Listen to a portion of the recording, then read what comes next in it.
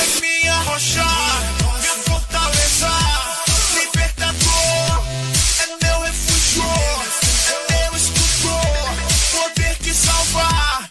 Clamei ao Senhor, que é digno de louvor. Estou salvo do perigo, estou livre do inimigo. Na minha aflição, clamei ao Senhor, do seu trono Ele ouviu a minha voz. Jesus me conquistou, mudou a minha vida. Me chama que eu vou pular de alegria. Eu vou.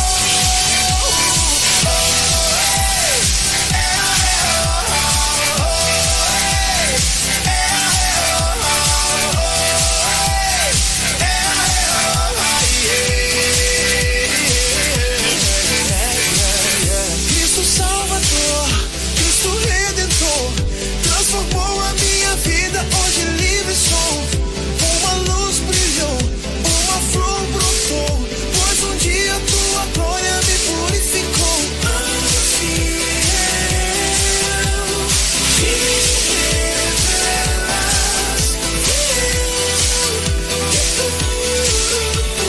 minhas trevas, tu transformas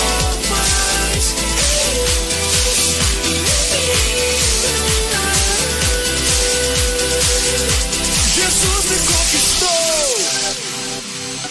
mudou a minha vida.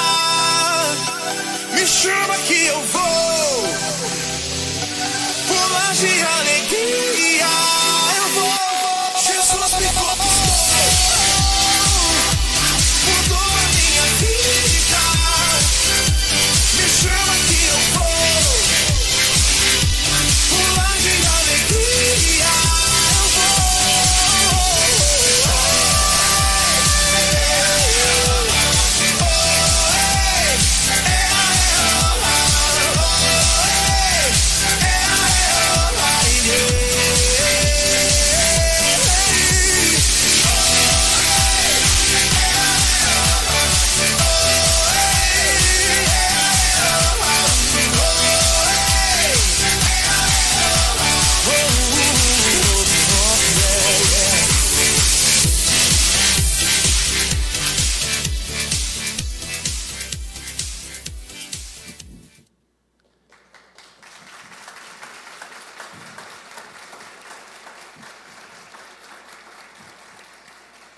Que lindo, parabéns, crianças, Deus abençoe vocês, tá bom? Que bom, quero agradecer a tia Maiara por ensaio, por colocar todas essas crianças nesse ritmo, Deus abençoe vocês. Agora vocês podem pegar as coisinhas, voltar para o lugar com os papais, que nós vamos continuar celebrando o Senhor. Deus abençoe vocês, sejam bem-vindos à nossa celebração dessa noite. Começamos assim, em alto som, numa festa animada com as nossas crianças, e esperamos que você seja muito bem-vindo, muito bem-vinda para estar aqui conosco essa noite, e também ser ministrado pela palavra de Deus. Enquanto as crianças vão voltando para esse lugar, eu quero dar uma saudação especial a você que nos assiste pela internet, Deus abençoe, mas a gente tem dito e insistido para que você não assista ao culto, mas você adore conosco e participe em adoração. Então Deus abençoe e seja ministrado aqui essa noite no nome de Jesus. Irmãos, na quinta-feira nós temos a nossa reunião de oração. Nós já voltamos, estamos aí em plena atividade, mas eu sei que muitas pessoas ainda não têm vindo participar conosco. Eu queria te dar agora um motivo a mais para você estar com a gente, que a gente sabe que é importante, a comunhão. A nossa reunião de oração, ela terminava às 7 horas, nós já íamos para as atividades e não tínhamos aquele tempo de conversar, de estarmos juntos em torno da mesa. Então nós voltamos com o nosso momento de oração e também de café da manhã. Então se você quer tomar café conosco no momento de oração, bem gostoso, nessa quinta-feira às 6h30, eu convido você para estar aqui nesse lugar, para a gente buscar ao Senhor junto. Eu quero agradecer também a sua generosidade, você que participou na doação de cremes dentais e sabonetes. Nós arrecadamos cerca de 800 itens para entregar a uma clínica terapêutica que trabalha com dependentes químicos ali em Londrina. E estamos muito felizes dessa igreja se envolver mais uma vez numa obra como essa. Deus abençoe e que Deus possa frutificar em suas mãos tudo aquilo que você manifestou generosamente a essa igreja, que só é um instrumento de Deus para abençoar esse centro terapêutico que nós queremos também ter parceria. Então, que Deus abençoe você, todo mundo fica feliz, todo mundo sai ganhando, a clínica lá, você por abençoar, e é assim que o reino de Deus vai. Inclusive, é assim que nós entregamos os nossos dízimos e ofertas. A palavra de Deus nos diz lá no primeiro livro dos Crônicas, capítulo de número 29, versículo 14. Mas quem sou eu e quem é o meu povo para que pudéssemos contribuir tão generosamente como fazemos, que tudo vem de ti, e nós apenas te demos o que de tuas mãos recebemos.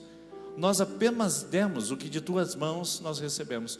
Nós não damos nada que não seja já de Deus. Então eu quero agradecer a Deus porque você tem sido uma bênção aqui nessa comunidade. Hoje nós entramos no primeiro domingo do último mês do ano. E nesses 12 meses você foi fiel. Você trouxe os seus dízimos, suas ofertas durante todos os meses. E eu quero louvar a Deus pela sua fidelidade. E lembrar você que o que você fez não foi fruto de obrigação, não foi fruto de uma atitude debaixo de uma pressão religiosa, foi fruto de uma voluntariedade e fruto de gratidão.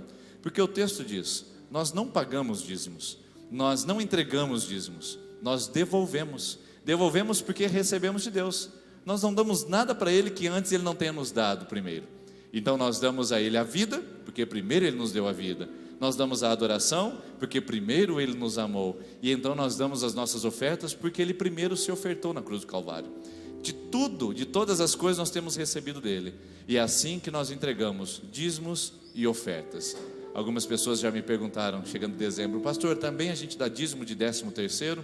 Bom, se você levar em consideração que os nossos missionários vão receber um presente de final do ano, referente a como se fosse um 13º, que todos os colaboradores dessa comunidade também participam agora como de uma bonificação de um 13º, se levar em consideração que o reino de Deus continua atuando e o recurso que Deus te deu é um potencial para investir também nesse reino, então sim, você pode também ofertar e dizimar no seu 13º salário, e isso deve ser feito com alegria, com gratidão e com generosidade, porque na verdade não é nosso, pertence ao Senhor, e pela graça nós podemos devolver.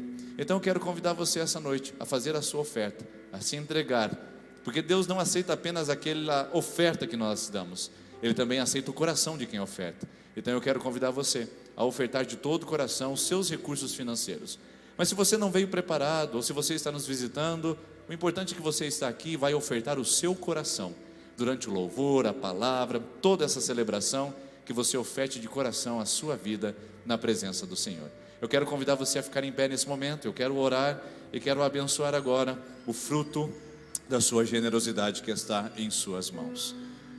Senhor, aí está nas mãos dos seus filhos e as filhas a semente que eles têm recebido do Senhor, e de uma maneira disciplinada, de uma maneira intencional e de uma maneira grata têm devolvido até ao altar do Senhor. Pai, que esses recursos possam superabundar, não apenas na igreja, neste veículo que o Senhor usa, a IPI de Sertanópolis, mas também na vida e nas mãos daqueles que ofertam generosamente, e que tudo isso possa se transformar em honra, glória e louvor ao teu santo e bendito nome. Abençoe cada mão que oferta, e abençoe também aquelas mãos que não vão ofertar financeiramente, mas que hoje vão ofertar o seu coração ao Senhor. Assim nós todos estamos dando algo para ti essa noite. Receba em nome de Jesus. Amém, amém. Então enquanto nós cantamos essa canção, que é bem alegre e que diz que do Senhor nós não temos falta nenhuma, eu quero convidar você a vir aqui à frente e devolver seu dízimo, sua oferta. Pastor, eu queria fazer o Pix ou uma transferência bancária. É lá na livraria que você encontra essas informações, e a gente vai fazer isso com muita alegria e com muita celebração. Enquanto cantamos, você pode vir e devolver o seu dízimo, sua oferta, mas não sem antes olhar para a pessoa que está perto de você e dizer: seja bem-vindo, dá um cumprimento nela, um cumprimento nele, seja bem-vindo em nome de Jesus.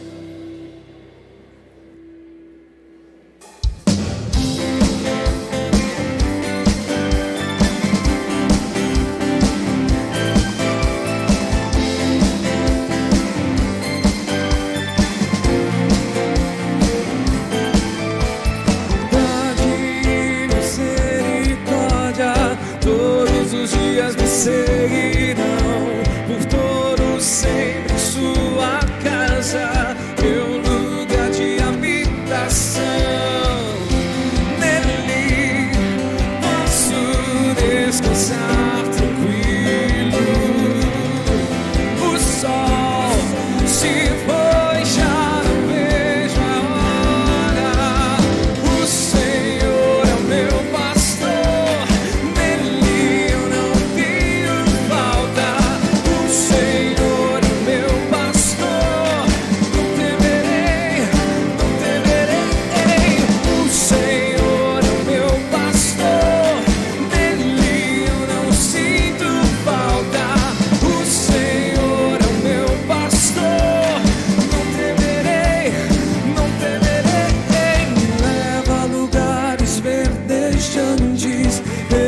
refrigera o meu coração.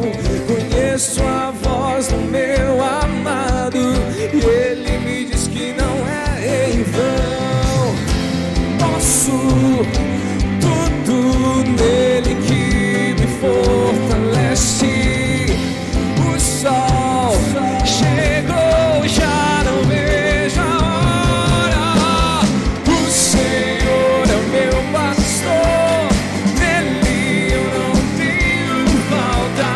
O Senhor é o meu pastor, não temerei, não temerei. O Senhor é o meu pastor, nele eu não sinto falta. O Senhor é o meu pastor, não temerei, não temerei.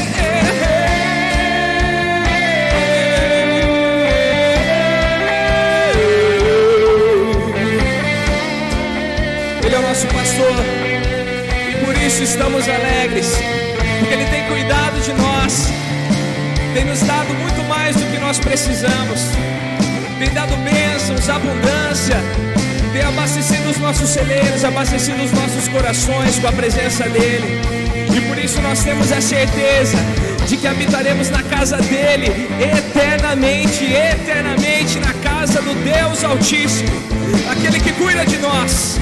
Estaremos sempre com Ele, o nosso pastor. O Senhor é o meu pastor, nele eu não tenho falta. O Senhor é o meu pastor, não temerei, não temerei. O Senhor é o meu pastor, nele eu não sinto falta. O Senhor é o meu pastor, não temerei, não temerei. Vamos declarar: o Senhor é o meu pastor, nele eu não tenho falta. O Senhor,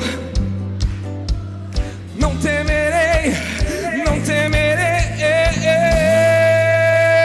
Glória a Ele. Obrigado, Jesus.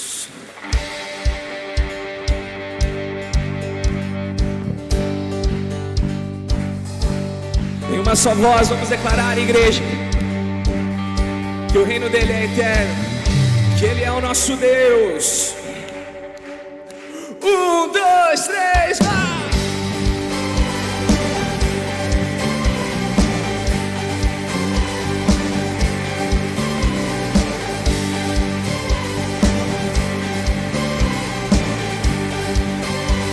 Em uma só voz, em uma só voz, nós o exaltamos. Em um só coração, nós declaramos: Tu és bem-vindo aqui, bem-vindo aqui, Jesus.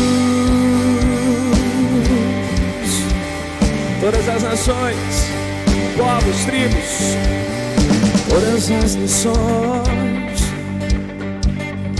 povos, tribos, raças, vou te reconhecer que Ele é, e és o Rei da Glória.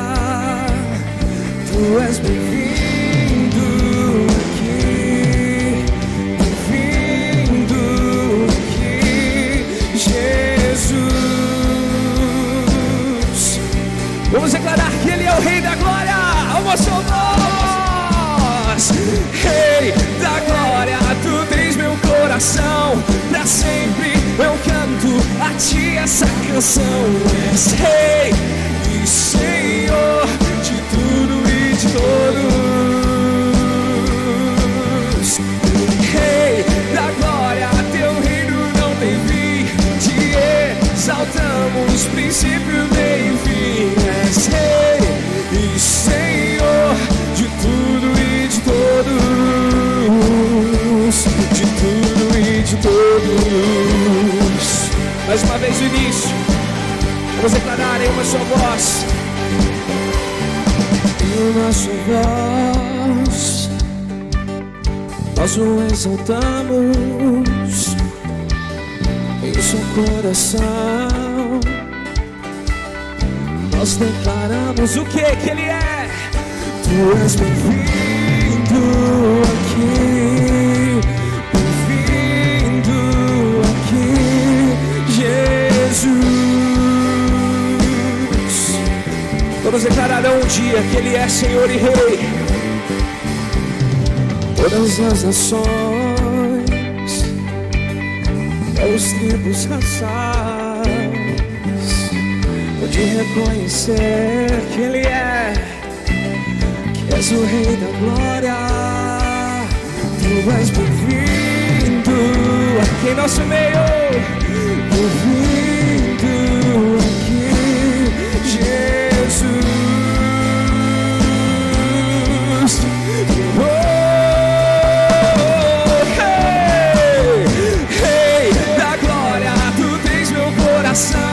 Pra sempre eu canto a ti essa canção. És Rei e Senhor de tudo e de todos. Rei, Rei, Rei da glória, teu reino não tem fim. Te exaltamos, princípio, meio e fim. És Rei e Senhor de tudo e de todos.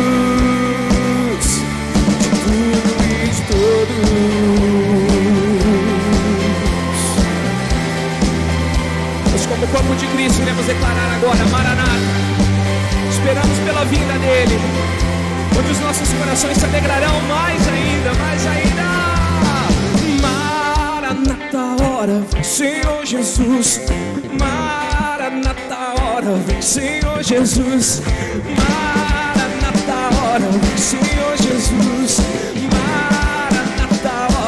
Senhor Jesus, Maranata, hora, Senhor Jesus, Maranata, hora, Senhor Jesus, Maranata, hora, Senhor Jesus, Maranata, hora, vem, celebre!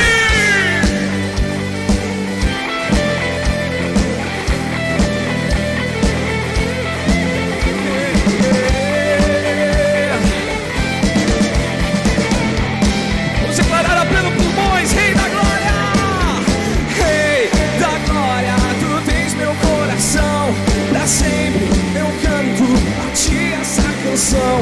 És Rei e Senhor de tudo e de todos. Rei, Rei da glória, teu reino não tem fim. Te exaltamos, princípio, meio e fim.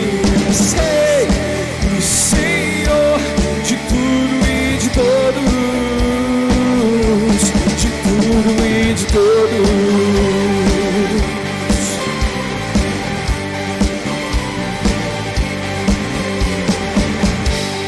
Aleluia, aplauda Ele. Obrigado, Rei da Glória, por estar aqui, por estar em nosso meio. O Senhor é o nosso Deus soberano, e nós queremos te engrandecer nessa noite, Pai, dizendo que tudo isso aqui é para ti, não para nós. Essa adoração é para ti. Tudo que temos, tudo que somos, é para tua honra e para tua glória, Deus.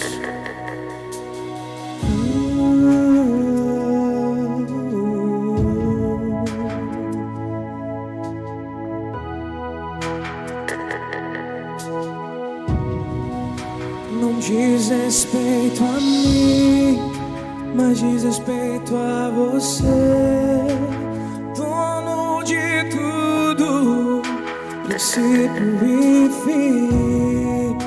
Não diz respeito a mim, mas diz respeito a você, Alfa e Ômega, tudo pra mim.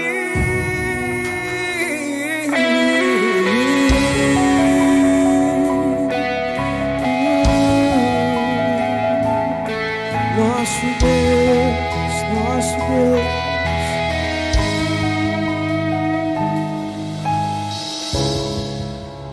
Quebra e restaura,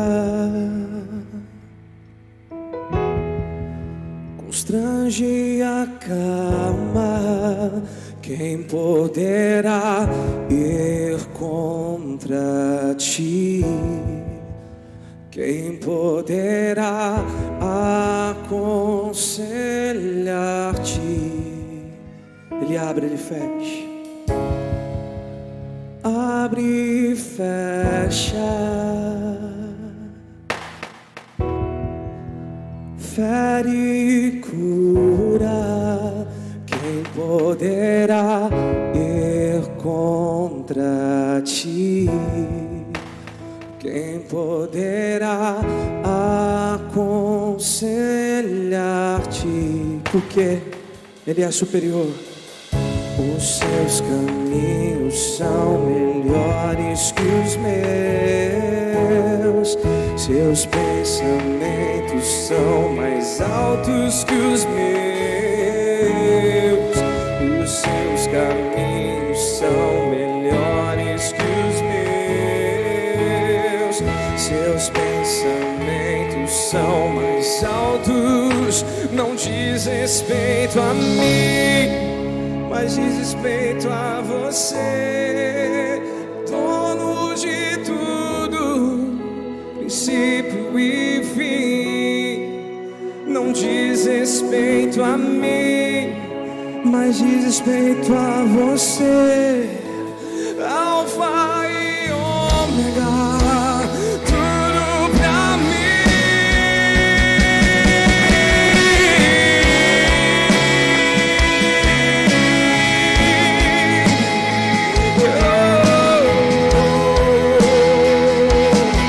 Vamos declarar mais uma vez. Ele quebra, mas Ele restaura. Quebra e restaura. Constrange e acalma. Quem poderá ir contra ti? Quem poderá aconselhar-te? Ninguém pode, ninguém pode. Abre e fecha. Fere e cura. Quem poderá ir contra ti? Quem poderá aconselhar-te? Vamos declarar todos juntos essa verdade, que Ele é superior. Os seus caminhos são melhores que os meus. Em todo momento são.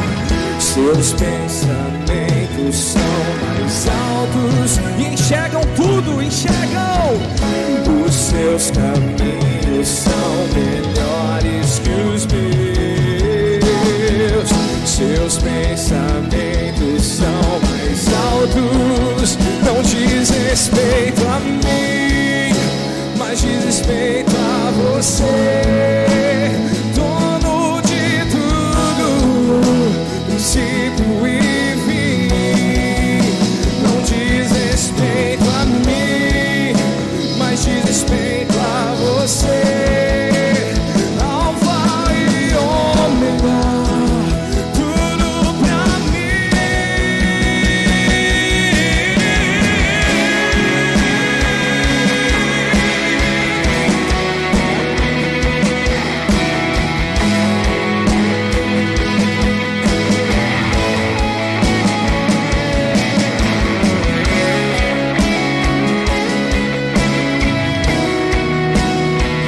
Profundidade, o saber e o conhecer de Deus, por isso Ele merece ser exaltado. A ti seja dado todo louvor e honra e glória para sempre. Amém. A ti seja entregue toda a adoração. Cordeiro de Deus, Cristo vencedor, a ti seja dado todo louvor e honra e glória para sempre. Amém. A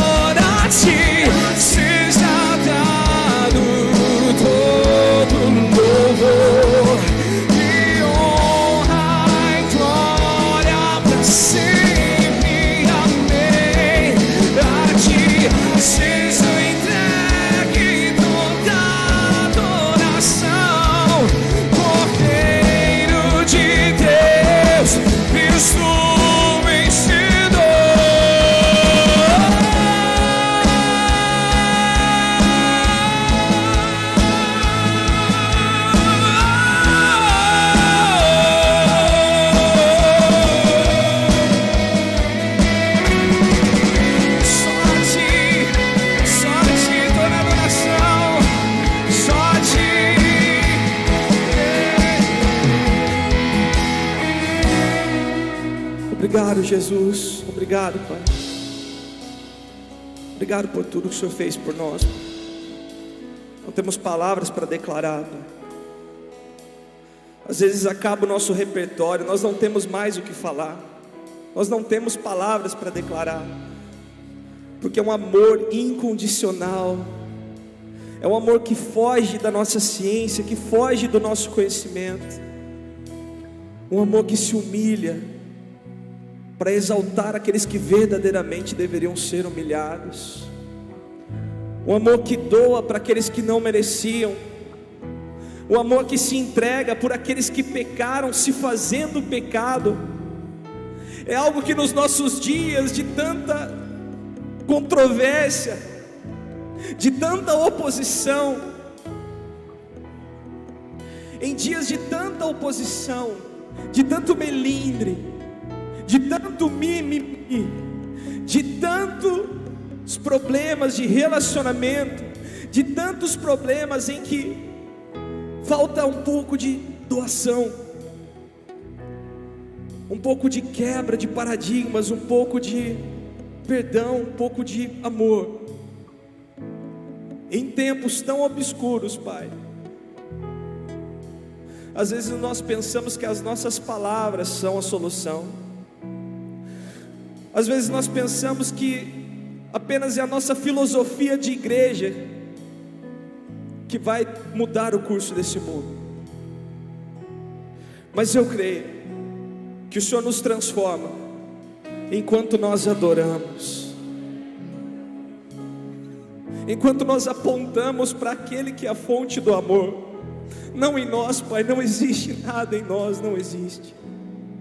Quando nós apontamos para aquele que tem bondade, misericórdia, aquele que tem fidelidade eternas, quando nós apontamos para Ele,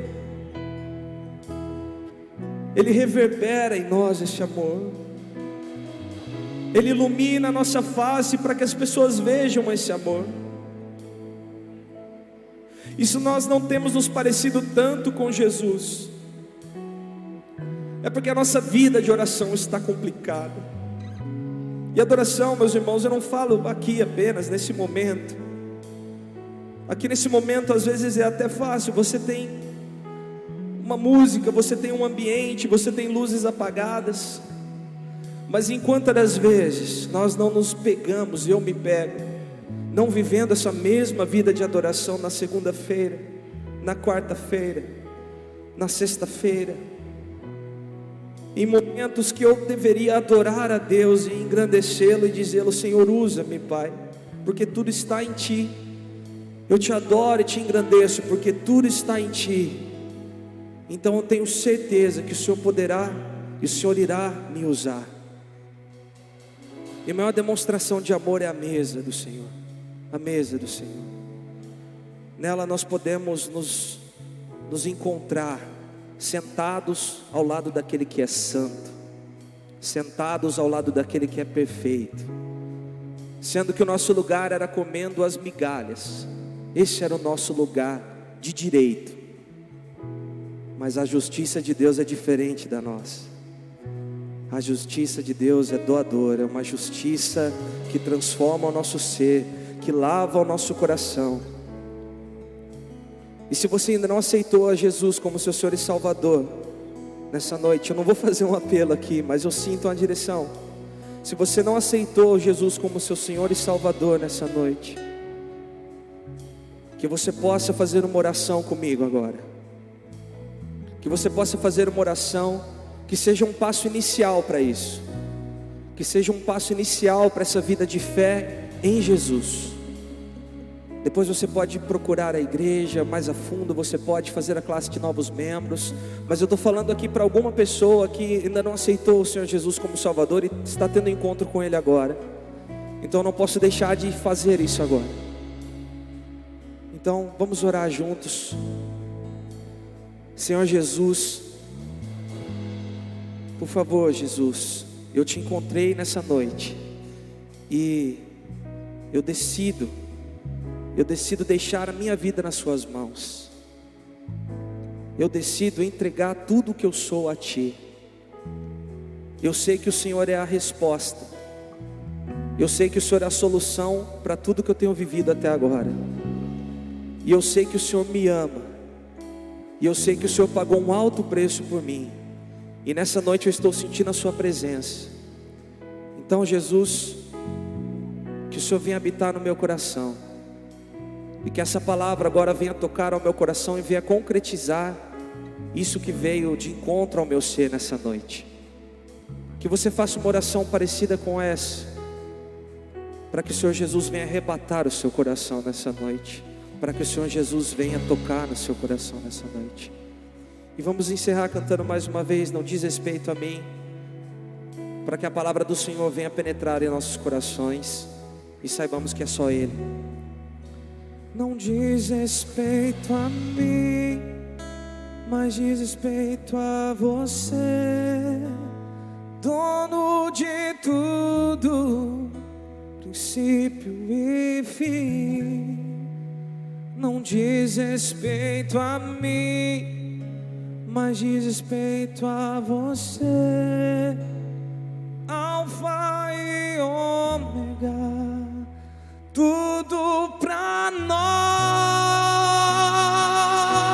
Jesus.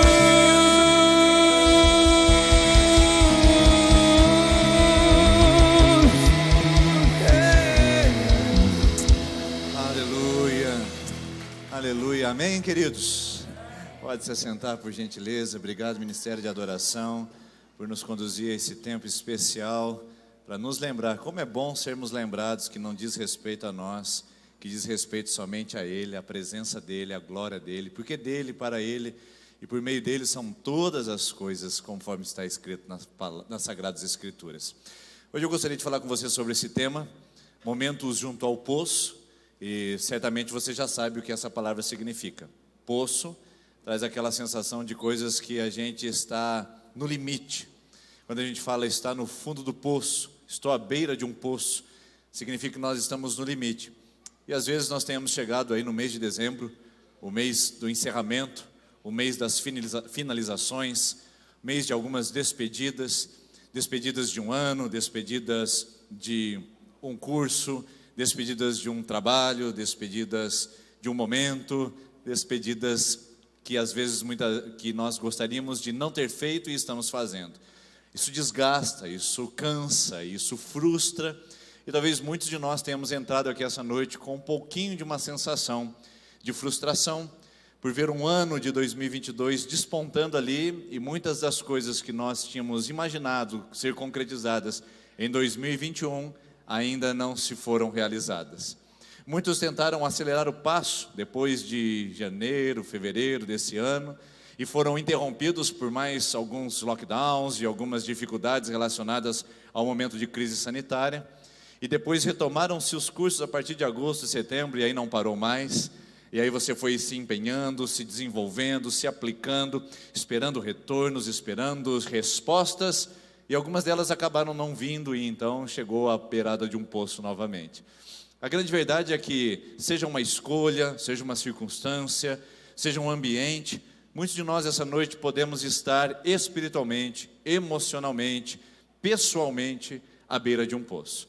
Mas isso que acontece com você não é exceção, isso também não é a regra. Existem várias circunstâncias nas Escrituras que são mostradas e reveladas de que a vida faz parte a experiência de poço, faz parte a experiência de frustração, de cansaço e também muitas vezes esgotamento que talvez você esteja vivendo aqui essa noite. E para isso eu gostaria de buscar um exemplo bíblico, Moisés. Moisés é o grande nome da liderança, um dos nomes mais importantes do judaísmo, se não o mais importante deles.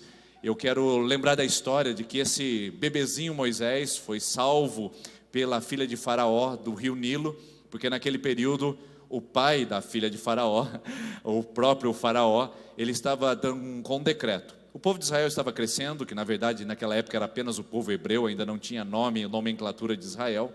O povo hebreu estava crescendo no Egito, estava se tornando forte, poderoso, com muitas propriedades. E então o Faraó teve uma ideia brilhante para que esse povo não continuasse crescendo e ameaçando o seu reinado. Ele resolve matar todas as crianças do sexo masculino que nascessem a partir daquela época. E então Moisés é salvo milagrosamente pela sua própria mãe, que resolve então não entregá-lo a Faraó, mas colocá-lo no delta, ou melhor, no rio Nilo, e ali naquele delta do Nilo as águas se encontravam e ele foi jogado junto ao meio de juncos. A filha de Faraó foi se banhar, olhou aquele bebezinho dentro daquela cestinha flutuando no rio, e então tirou das águas e colocou como seu próprio filho. Moisés viveu durante 40 anos dentro do palácio de Faraó, na cultura egípcia, e nada se igualava àquela época. Nenhuma cultura tinha tecnologia, o poder econômico, militar e tecnológico como o povo egípcio daquela época. E Moisés foi instruído, tanto é que ele foi exímio arquiteto de guerra, ele foi grande pensador também sobre leis e ordenanças, ele foi também grande líder sobre o povo de Israel. Não é por um acaso, Deus o havia preparado já dentro do palácio de Faraó para que ele fosse um grande líder e se destacasse por isso. Mas aconteceu um fato interessante. Moisés cresceu, e como todos nós que um dia crescemos, temos uma experiência da vida adulta. E o texto diz em Êxodo capítulo número 2, da seguinte maneira, depois do intervalo de 40 anos. Certo dia, sendo Moisés já adulto, o adulto aqui não é tão grande assim, pessoal. Se a gente destacar essa palavrinha aqui, o já adulto, a gente vai encontrar mais ou menos um jovem, em termos de hoje, de 24 ou 23 anos. Moisés viveu 120, uma expectativa de vida um tanto quanto alargada, um quanto expansiva. Se levarmos em conta que a expectativa de vida no Brasil é de 74 anos, teria um jovem mais ou menos aí em 23 a 24 anos de vida, que já se sentia um grande adulto. E sendo Moisés já adulto, foi ao lugar onde estavam seus irmãos hebreus e descobriu como era pesado o trabalho que realizavam. Muitas vezes na nossa vida nós temos essa experiência. Passamos da fase da infância para a fase adulta, e essa fase adulta nos assusta, porque ela nos chama a um certo nível de independência e também de autonomia. Isso é natural, obrigatório, necessário para a vida humana. Lá em casa eu já tenho uma moça chegando na idade da adolescência, e quando o adolescente começa a despontar, ele já pensa que é adulto. Se você tem filho na fase da adolescência, já está fazendo assim com a cabeça e já sabe o que eu estou dizendo. Ele pensa que é adulto. Quando ele atinge os 14, 15, 16 anos, aí ele já tem certeza de que ele é adulto. Aí ele tem certeza que é adulto. Aí quando chega na fase de adulto, ele quer voltar a ser criança e adolescente para não assumir as responsabilidades do mundo adulto. É uma crise, é um conflito. Não é fácil ser adulto. O problema é que essa vida adulta, ela traz o senso de independência e de autonomia. Até aí, tudo bem. O problema é que ela nos lança diretamente a uma responsabilidade, a uma ação que nós devemos assumir, porque já nos sentimos maduros o suficiente para termos consciência de algumas coisas que antes não tínhamos. Olha só na vida de Moisés. De repente ele é um adulto e de repente ele descobre como era pesado o trabalho que realizava. De repente seus olhos se abrem. O que para ele era normal, natural e que ele via cotidianamente, de repente então começa a ser algo de destaque, algo que o constrange, que o aflige, que desperta a sua intenção. O mundo de adulto tem dessas coisas. De repente, coisas que a gente não estava nem se importando, nem um pouquinho interessados, de repente se começa a tornar grande nível de interesse. E Moisés olha para aquela situação, toma consciência da crise, do conflito, que antes ele não havia percebido, e então ele é movido a uma ação, ele é movido a uma atividade. No versículo seguinte mostra que ele já está adulto, consciente, e ele precisa tomar agora uma decisão. Viu também um egípcio espancar um dos hebreus. Ele ficou adulto, saiu por aí, deu uma volta e viu um egípcio, que é a cultura onde ele foi criada, espancar um hebreu, que era a sua genética e o seu sangue. E então correu o olhar por todos os lados e, não vendo ninguém, matou o egípcio e o escondeu na areia. Eis aqui o grande desafio. Eu fico imaginando aqui o que fez Moisés pensar dessa maneira. Bom, o texto diz que ele olha de um lado e para o outro e não vê ninguém. Grave isso daqui de novo. De um lado e para o outro e não viu ninguém. Olha para o lado de cá, fazendo favor. Olha assim, sem virar o corpo, só vira assim. Você viu alguém? Viu, né? Então tá bom. Agora vira para o outro lado, olha lá. Você viu alguém? Isso. Você viu alguns recursos, viu algumas imagens, viu algumas possibilidades. A possibilidade de saída, a linda esposa que você tem, o simpático marido que você escolheu, os filhos. Você viu a parede branca do seu lado? Você viu alguma coisa? O Moisés olhou de um lado e de outro e não viu absolutamente nada. A vida adulta dentro dessas coisas, de não querer enxergar, de não querer depender, de não querer pedir ajuda, de não consultar, de não refletir, de não pensar sobre atos e consequências. E Moisés então se achava a última bolacha do pacote. Ele se achava o último recurso para o povo hebreu, e não era por menos. Ele deveria se achar assim, porque, pense comigo, vamos fazer aqui um pensamento, porque a Bíblia não deixa claro isso, mas nós podemos imaginar. Moisés foi o único garoto hebreu salvo nesse período de morte do Egito. Então uma geração inteira de meninos do sexo masculino foram mortos. As meninas poderiam se casar e ter filhos, mas com os egípcios para misturar e enfraquecer os hebreus. Então agora imagina comigo, Moisés, ele é criado como hebreu dentro do palácio. Ele sabe que ele tem que tomar uma atitude em relação ao seu povo. Pesa sobre ele uma grande responsabilidade, que é potencializada por um fato. Ele é o único homem nessa idade, diante de uma geração inteira, que foi morta e sacrificada pelo faraó e pelo reinado de Faraó. Vamos voltar de novo?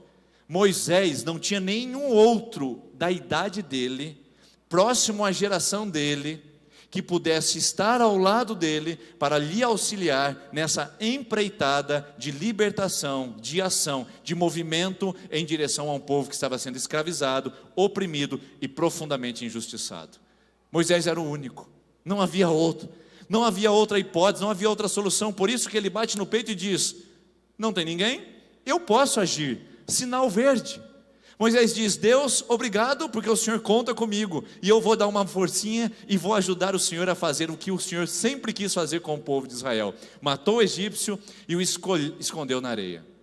Esse é o dilema da vida adulta espiritual.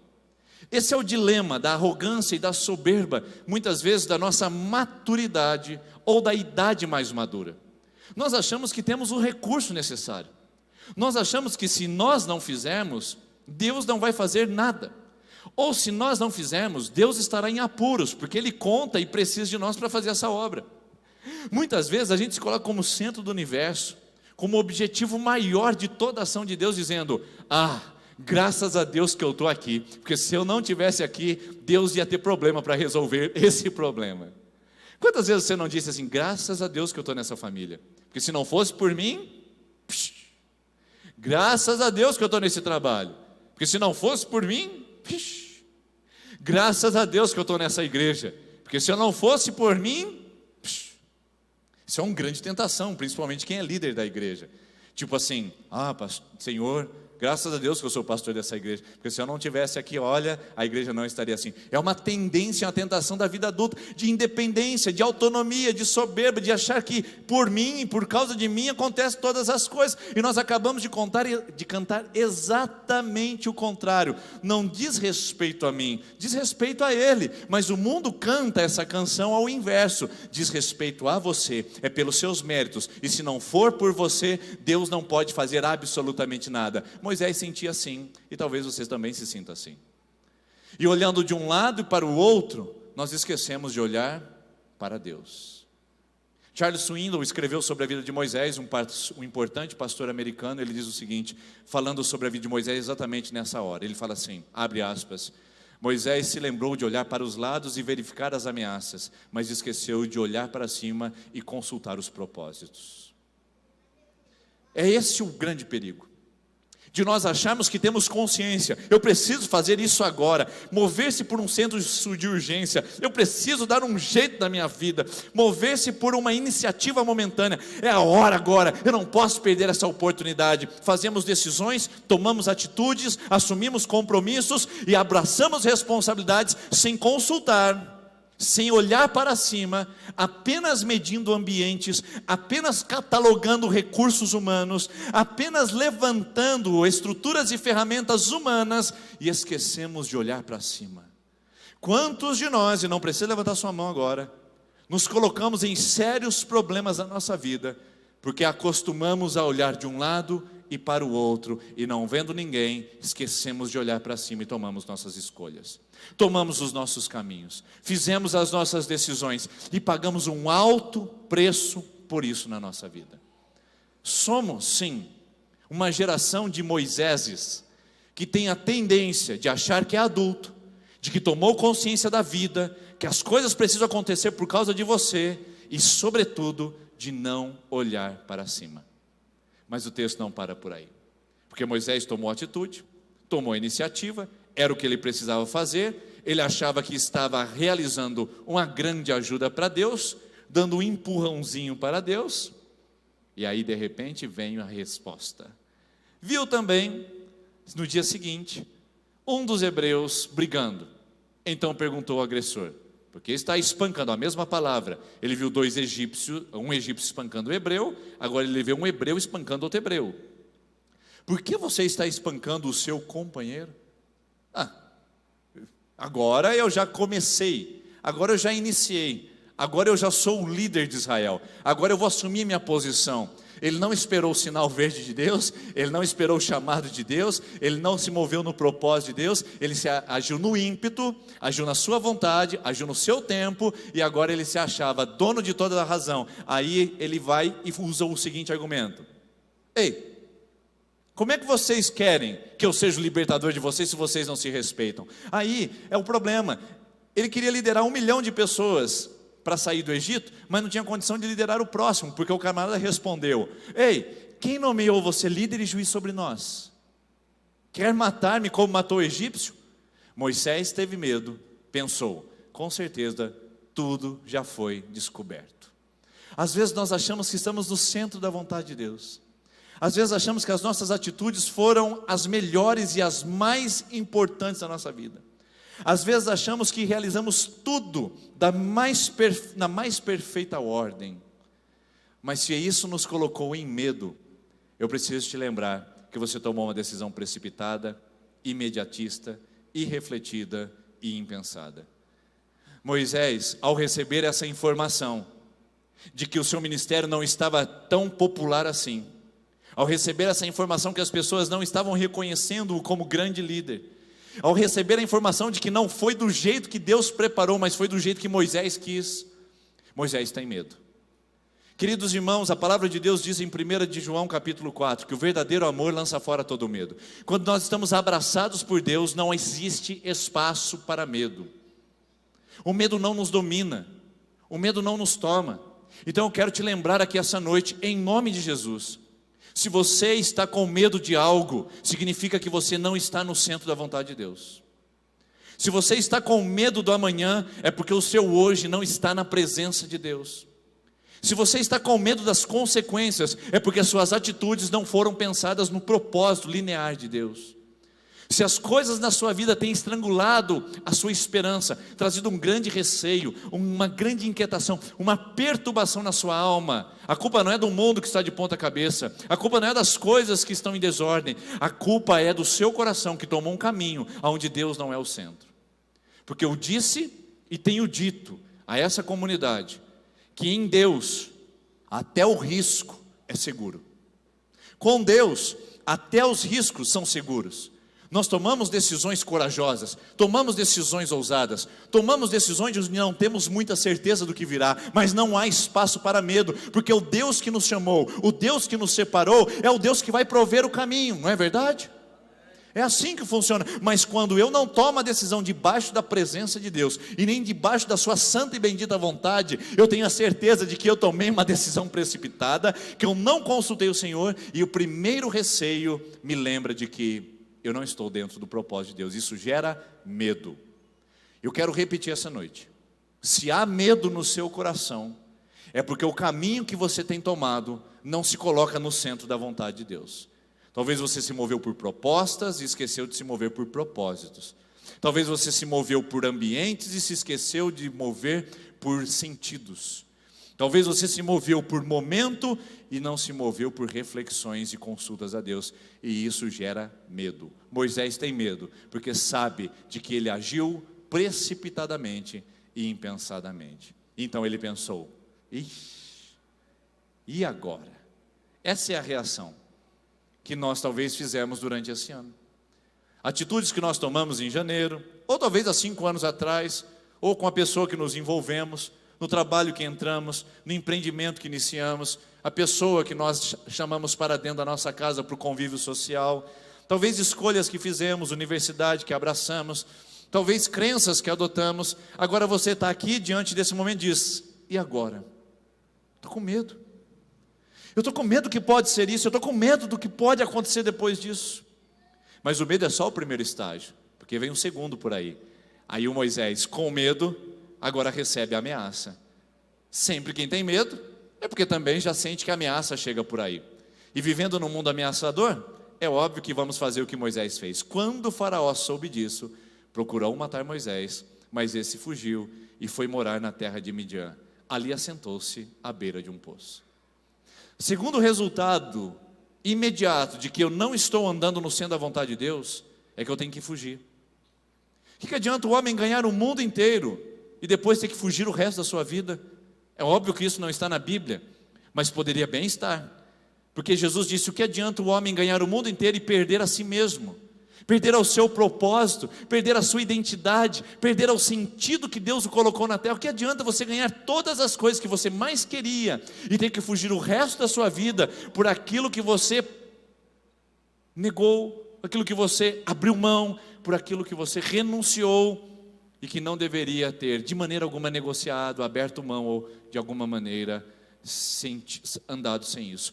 Preste atenção no que eu quero te dizer essa noite.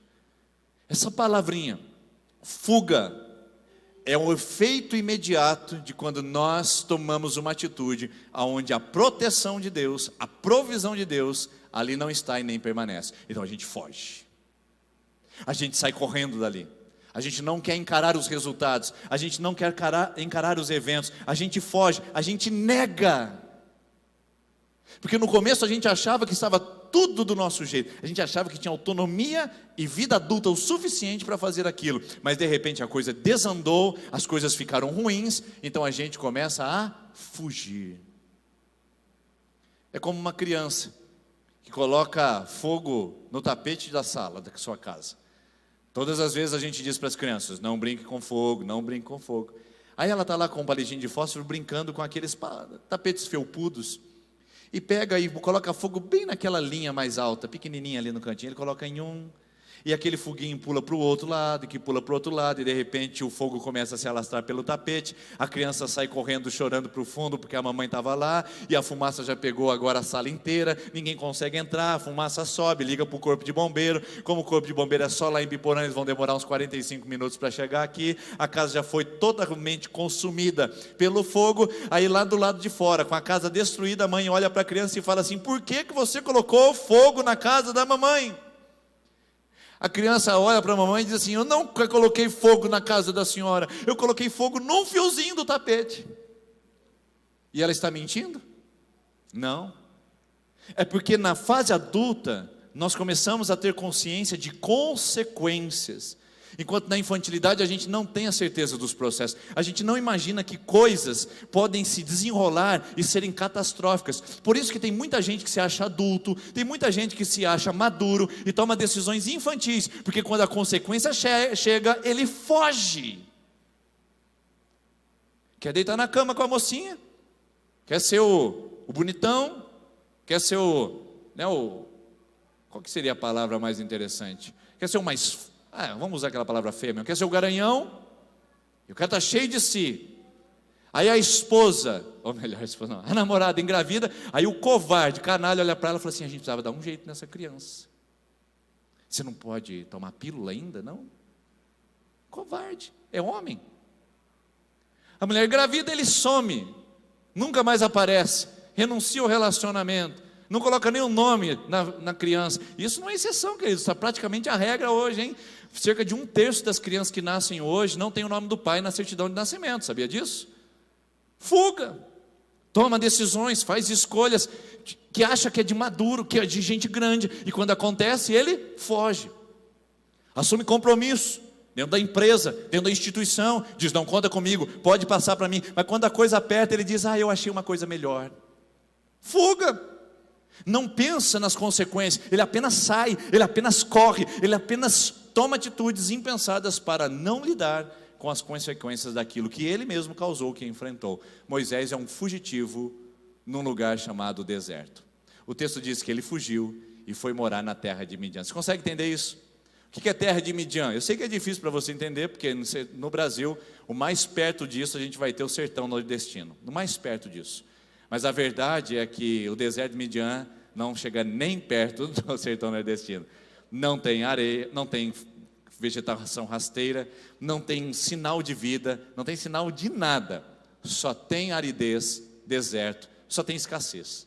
E lá naquela situação, o Moisés sai do palácio, Moisés sai de dentro de um lugar onde ele tinha todos os recursos financeiros, físicos, materiais, e agora ele vai morar no deserto. Terra de Midian significa deserto. Sabe por quê, queridos? Medo gera fuga, e fuga nos leva ao deserto. Eu nunca vi ninguém fugir e se dar bem. Eu nunca vi ninguém fugir do seu compromisso, da sua responsabilidade, do seu chamado, do seu propósito, e se sair bem no final da história. A fuga sempre traz prejuízo, a fuga sempre cega a garganta, a fuga sempre racha os pés, porque a fuga nos coloca dentro do deserto, na caminhada em direção ao nada, nos ciclos constantes que nós caminhamos e que gera só exaustão e cansaço. Eu faço essa pergunta para você essa noite. Não seria você um fugitivo que habita no deserto? Não seria você um medroso, fugitivo que habita o deserto? E talvez possa piorar. Não seria você um medroso, fugitivo, que habita o deserto e que agora está sentado na beira de um poço? Sim, queridos. Porque quando a gente está no deserto, quando falta água e a gente vê um sinal de vida e sobrevivência, a gente se agarra a isso como se fosse a última alternativa nossa. Moisés tinha à disposição todos os recursos celestiais. Ele era Moisés, meu Deus do céu. Ele era o chamado de Deus, escolhido de Deus, o preservado de Deus, a providência de Deus para o povo hebreu. Aí Moisés está agarrado a um poço dizendo: daqui eu não saio, daqui ninguém me tira, é aqui que eu vou ficar, porque eu não posso voltar para o Egito, estão procurando a minha cabeça, ofereceram um prêmio pela minha vida, eu não volto para lá, eu vou agarrar nesse poço e aqui eu fico e não saio mais. É assim que Moisés começa a sua jornada como líder de Israel. Eu disse aqui começa, presta atenção nessa palavra, não é termina, graças a Deus por isso. Ele começa a sua jornada como líder exatamente sentado no poço. O que é poço? Para você e para mim é o sentido de frustração, decepção, cansaço, exaustão, esgotamento. Poço não é vida, queridos. Poço é sobrevivência. A gente não vai no poço para viver. A gente se agarra no poço para tentar passar os dias, para tentar chegar amanhã e contar a história de hoje. A gente só sobrevive, a gente levanta, vive e dorme novamente. A gente paga as contas, recebe e paga as contas novamente. A gente entra num ciclo onde a vida não tem propósito, não tem sentido, porque a gente aprendeu a andar em ciclos, tentando ser adultos que Deus não nos chamou para ser imediatamente. Moisés, agarrado ao poço, é a sua figura, talvez essa noite, é a sua imagem. Se sentado aqui essa noite ouvindo essa palavra, dizendo: eu me agarrei ao único recurso. O que você se agarrou? Aquele salário? Não, se eu não tivesse salário, aí minha vida acabou mesmo. Então você se agarrou no deserto ao seu salário, certo? Será que é aí que você vive? Ou você vem só sobrevivendo com um bom salário?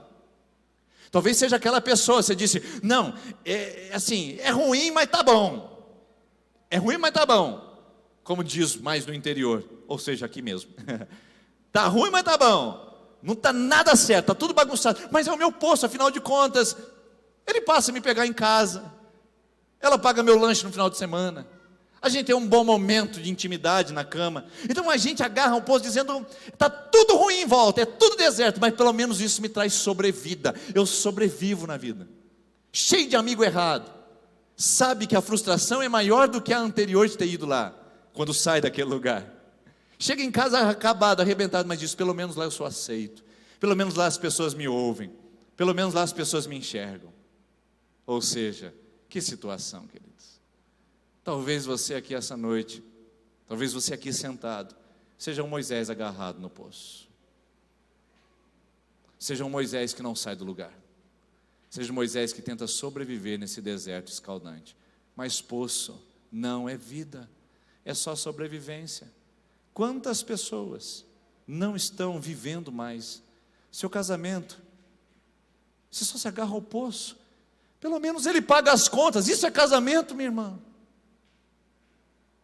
Seus pais, pelo menos eu tenho um teto para morar. Isso é relacionamento familiar. Trabalho, pelo menos eu tenho um salário. Isto é propósito de vida. Igreja, tem que ir pelo menos no domingo. Isso é ser cristão. Se agarra a um poço dizendo, isso aqui pelo menos me faz sobreviver. Irmãos, sobreviver não é o mesmo que viver. Talvez você esteja sobrevivendo no trabalho, sobrevivendo na família, sobrevivendo na igreja, sobrevivendo na sociedade, sobrevivendo na vida, mas não está vivendo mais. É um desgaste, é um deserto. É uma água que vem molhar os lábios e dizer, amanhã tem mais. É uma água que vem hidratar momentaneamente dizendo, amanhã vai ter mais. Isso não é vida. E Moisés começa a sua jornada como líder assim, dessa maneira.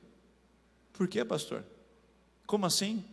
Porque o texto não termina aí, e graças a Deus por isso. Porque você e eu, nós somos um tipo de Moisés, que sentados à beira de um poço, frustrados, cansados e esgotados, sejam por escolhas ou circunstâncias que nos colocaram ali, mas você e eu somos pessoas à beira de um poço. Mas a história não acaba ali, porque embora eu seja um tipo de Moisés e você um tipo de Moisés, existe um tipo de Cristo nesse texto, dizendo, ora, o sacerdote de Midian. Olha a palavra sacerdote. O sacerdote de Midian tinha 7 filhas. Elas foram buscar água para encher o bebedouro e dar a beber o rebanho de seu pai. Elas foram até Moisés. Você conhece a história de Jetro? Jetro é o sogro de Moisés. A história de realinhamento do propósito desse homem fugitivo, medroso e desgastado, começa aqui. Ele realinha a sua vida com um homem distante, longe, que envia suas filhas até o poço para dizer, busquem água naquele lugar. Mas elas não foram buscar apenas água, elas foram restaurar um homem fugitivo ao propósito de Deus. Ali Moisés se encontra com a sua esposa Zípora, se vai para a casa do seu sogro, recebe conselhos e instruções do seu sogro, e 40 anos depois, Moisés é o líder de Israel, do jeito certo, da maneira certa, para se tornar o grande personagem bíblico. O que acontece nesse poço? Moisés é a figura da exaustão, do cansaço, da frustração. Jetro é a figura de Deus, que envia suas filhas, que é a figura de Jesus, para encontrar um homem no poço. Algo parecido com isso aconteceu em João capítulo 4, agora sem tipologias. Uma mulher totalmente frustrada, por 5 vezes tentar ser feliz. Primeira, não deu certo. Segunda, frustração. Terceiro, os sonhos se acabaram. Quarta, as coisas pioraram. Quinta, ela estava totalmente desiludida. Ao meio-dia ela coloca um cântaro sobre a sua cabeça. Meio-dia ninguém sai de casa. Meio-dia ninguém vai buscar água no poço. Mas essa mulher faz questão de ir sozinha, porque ela não queria passar por mais decepções e mais frustrações no caminho para o poço. Ela chega até o poço, vai buscar água, mas sentado naquele poço tem alguém que chegou antes. Alguns capítulos antes, Jesus olha para os discípulos e diz, vamos sair de Jerusalém e vamos para a Galileia. Os discípulos dizem, vamos lá então. Saindo em direção para a Galileia, Jesus para, em João capítulo 4, versículo 1 diz, é necessário passar por Samaria. Não, irmãos, não era necessário passar por Samaria. Os judeus não passavam por Samaria. Não, os judeus não pisavam em território samaritano. Mas Jesus olha e diz, é necessário passar por Samaria. Não era para fazer compras, não era para encontrar um lugar agradável, não era para tirar férias paradisíacas, era para encontrar uma mulher que estava com sede o suficiente para encontrar uma pessoa que poderia dar a água da vida. Jesus está no poço quando aquela mulher chega. Jesus está com a água da vida quando aquela mulher vem tentar tirar água para ela mesma. Esta é a figura para a nossa vida. Você é o Moisés, você é a samaritana, eu sou Moisés, eu sou samaritano. Jesus é aquele que vem em direção ao nosso poço. Não deixa a gente sozinho, não deixa a gente abandonado, não deixa a gente com a garganta seca para sempre, não coloca quantas gotas na nossa boca para a gente poder tentar sobreviver na vida. Não, irmãos, Jesus não dá conta-gotas, Jesus não dá uma garrafinha. Jesus olha para aquela mulher e diz: se você beber da água que eu te der, você nunca mais terá sede, porque a água que eu te der será como uma fonte. E o que faz uma fonte, queridos? Ela brota sempre mais, não se estanca, não paralisa, é sempre pura, é sempre cristalina, ela sempre acontece. Chega de andar em deserto, chega de posicionar em poços, chega de ficar andando em ciclos, chega de ficar com a garganta sedenta. É hora de você beber da fonte. Jesus te encontrou no seu poço, Jesus te encontrou no fundo do poço, mas Jesus te encontrou essa noite, amém? Ele te encontrou, Ele te encontrou. E talvez você essa noite tenha chegado no fundo do poço, e não tem lugar melhor do que o fundo do poço para fazer-nos ver novamente, para fazer-nos enxergar novamente. Por quê? Quando você está no fundo do poço, você olha para um lado e olha para o outro, e você só vê desilusão. Quando você chega no fundo do poço, você olha para um lado e olha para o outro, e não vê mais recursos. Quando você chega no fundo do poço, você olha de um lado, olha para o outro, e diz que não tem mais jeito. Aí no fundo do poço você lembra de alguma coisa, e talvez seja exatamente o retrato da sua vida essa noite. Quando você chega no fundo do poço, cansado de olhar para os lados, você vai olhar para um lugar. Para onde você olha? Para cima. É para lá que nós deveríamos ter olhado antes de termos tomado nossas decisões. É para lá que deveríamos ter olhado antes de entrarmos nessas circunstâncias. Mas algum motivo aconteceu, e cá estamos nós à beira de um poço, olhando para um lado e para o outro, não vendo nada. Essa noite Jesus diz: olhe para mim, eu sou a fonte que você anda buscando, eu sou o propósito que dá sentido à sua vida, eu sou o que você anda peregrinando por esse mundo. Jesus é tudo que você precisa essa noite. Ele te encontrou no seu poço, Ele te achou nessa situação, e Ele te chama para poder fazer parte da família dEle. Quero chamar os presbíteros que venham aqui à frente, por gentileza, porque eu quero lembrar você essa frase que vai ficar na tela, e eu quero que ela fique na tela por um período, para você ficar com ela em seu coração. Pode apagar as luzes da nave, só deixa isso aqui para mim, por favor. Escolhas e circunstâncias nos levam até o poço, graça e providência nos encontram no poço. Circunstâncias trouxeram você até esse poço, escolhas te trouxeram até esse lugar, mas graça de Deus e providência divina encontraram você nessa situação. Por isso que Jesus na cruz do Calvário fez com que o seu corpo fosse rasgado, moído, triturado. E esse é o símbolo do pão. O pão é o trigo que é moído. Assim Cristo foi moído, assim Cristo foi destruído, para que pudéssemos ter vida nele. Ele foi ao fundo do poço, para que você nunca mais precisasse estar lá. Também Jesus, na noite em que foi traído, depois de ter comido e ceado com seus discípulos, deu o cálice e disse: esse é o cálice que é derramado por vocês. Esse é o sangue que é derramado por vocês, o sangue da nova e eterna aliança. Façam isso em memória de mim. Todas as vezes que vocês tomarem desse cálice, todas as vezes que vocês beberem desse pão, lembrem-se de que Jesus foi ao fundo do poço, para que você nunca mais precisasse chegar lá. Você não precisa ficar aí. Você não precisa se adequar a esse deserto. Você não precisa se submeter à garganta seca e à atrofia da alma. Jesus te chamou a participar da mesa, do banquete. Não é o Egito, é muito melhor. Não é Jerusalém, é a Jerusalém celestial.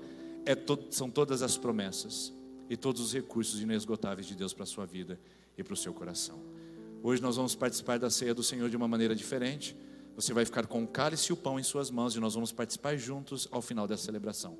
Os presbíteros vão passar até você, você vai pegar e vai ficar com em suas mãos. Você que tem filhos pequenos, você não vai permitir que seus filhos peguem da bandeja. Por que isso, pastor? Porque os seus filhos são batizados por você, para que você eduque o caminho, você ensine o caminho que eles devem andar. Eles não vão pegar da bandeja, é você quem pega e ministra seus filhos, dizendo: eu estou como seu pai ou a sua mãe, ministrando sobre a sua vida, a vida de Deus. Você é o tutor do seu filho. Então crianças batizadas na nossa igreja participam da ceia, mas os pais que ministram seus filhos, e não os presbíteros. Nós ministramos os adultos ministram seus filhos aqui nesse lugar. Se você é membro de uma outra igreja evangélica e quer participar conosco, é bem-vindo também. Se você ainda não se batizou numa igreja evangélica, não fez sua decisão com Cristo, faça e venha fazer parte da família de Deus, aonde a fonte nunca se esgota, aonde a água é sempre fresca e o rio é sempre cristalino. Você que vai participar da ceia do Senhor, eu quero convidar agora a ficar em pé. Os demais podem permanecer sentados. E à medida que você receber o cálice e o pão, por gentileza, você que ficou em pé, você pode se assentar. A hora que receber o cálice e o pão, você senta e espera um momento para que a gente possa cear juntos, enquanto cantamos essa canção.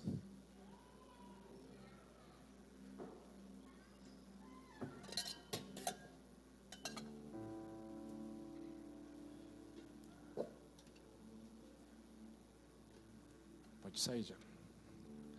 Pode ir.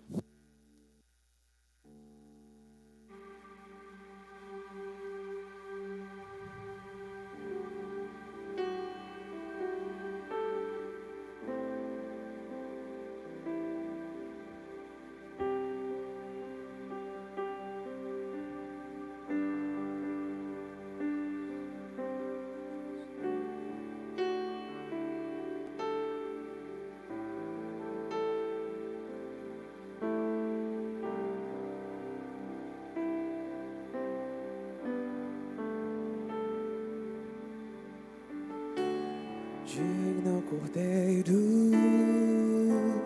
que foi morto, santo, santo Ele é.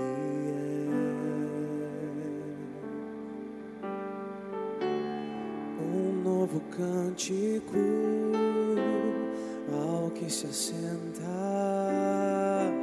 sobre o trono do céu.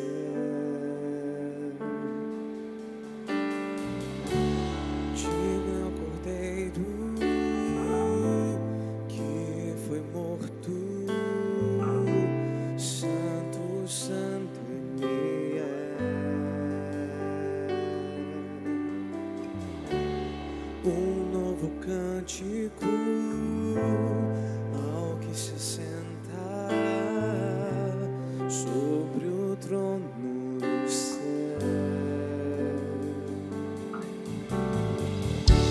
Santo, Santo, Santo, Deus Todo-Poderoso, que era e é e há de vir.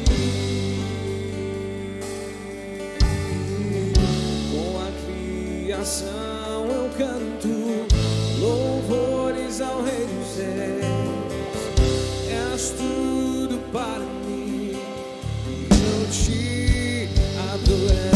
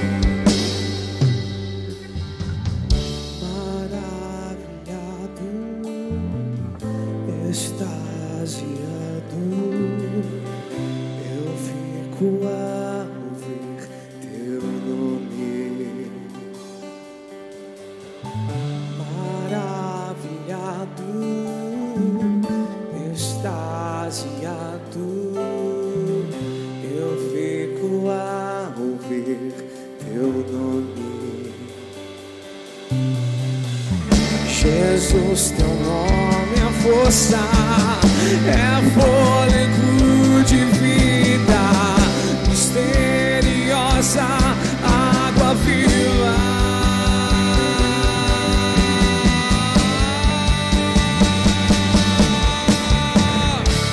Santo, Santo, Santo, Deus Todo-Poderoso,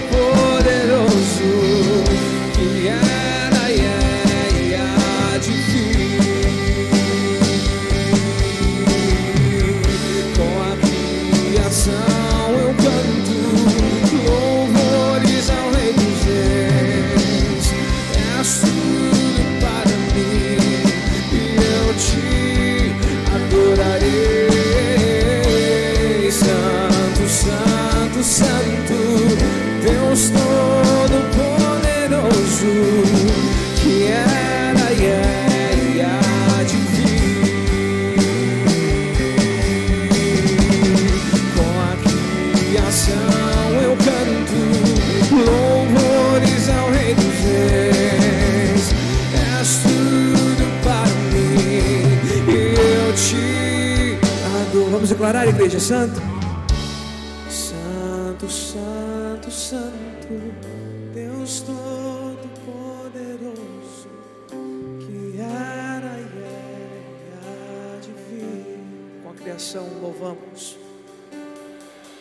Com a criação eu canto louvores ao Rei dos Reis. És tudo para mim e eu te adorarei. Se coloque em pé no seu lugar. Nós vamos participar juntos da ceia do Senhor nesse momento. Convido você a pegar o pão. Você que está cansada de uma jornada, você que está exausto de uma jornada, a comer desse pão nesse momento.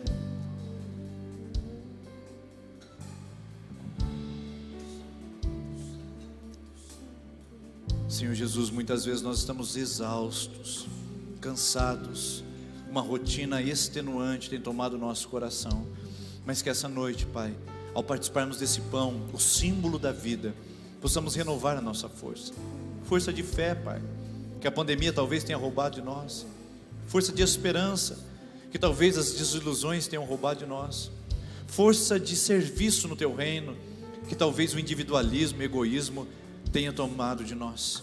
Ajude-nos a restaurar, Pai. Restaura essa noite vidas e corações ao participarmos do pão da vida, o pão que traz vida e não sobrevivência, em nome de Jesus. Pegue o cálice agora e tome o cálice da aliança. Senhor, nós te agradecemos pela vida que o Senhor nos dá, pelo sangue da nova e eterna aliança. Uma aliança que não é baseada nos nossos méritos e uma aliança que não é baseada nos nossos feitos. Talvez, ó Deus, as circunstâncias tenham anestesiado e estrangulado nosso coração. Talvez as nossas escolhas, ó Deus, tenham nos levado para longe do seu propósito. Mas o Senhor não desiste de nós, seja com circunstâncias adversas ou seja com escolhas falhas. O Senhor tem uma aliança com o teu povo, com os teus filhos e filhas, e nós renovamos essa aliança essa noite e fazemos o propósito de que vamos continuar andando contigo, vamos deixar esse maldito lugar de pecado, de apatia, de frieza, e vamos nos erguer para andar com o Senhor e pelo Senhor, através da aliança que temos contigo. Por isso, Pai, despede o teu povo na bênção, no cuidado e na graça do Senhor Jesus. Amém. Na saída desse tempo, queridos irmãos, você pode pegar esse cálice. Tem um lixo lá na saída, eu queria que você deixasse lá. Não coloque no bolsão, jogue na saída. Deus abençoe você. Uma boa semana. Vão com Deus.